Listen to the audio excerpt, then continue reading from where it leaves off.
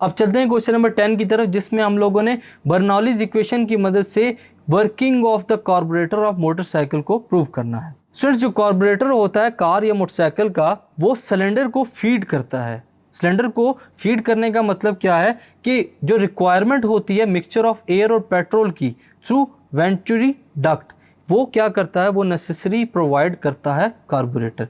अब इससे क्या होगा कि जो फास्ट मूविंग एयर होती है थ्रू द एयर डक्ट, वो क्या करती है, प्रेशर को लो करती है at the petrol duct and draws petrol vapours, और उसकी वजह से जो पेट्रोल के वेपर्स हैं स्टूडेंट्स वो निकलना स्टार्ट हो जाते हैं। होता क्या है एक्चुअली स्टूडेंट्स कि जो कार्बोरेटर है उसके अंदर मिक्सचर ऑफ एयर और पेट्रोल दोनों मौजूद होते हैं। अब जो फास्ट मूविंग एयर जब उसमें से गुजरती है तो वहाँ पर क्या होगा, एयर के फास्ट मूव करने की वजह से जो प्रेशर है स्टूडेंट्स वो लो होगा, और जो पेट्रोल है वो जब पेट्रोल डक्ट से मूव करेगा तो वहाँ पर हम लोग देख सकेंगे कि जो पेट्रोल के वेपर्स हैं स्टूडेंट्स वो स्प्रे होंगे।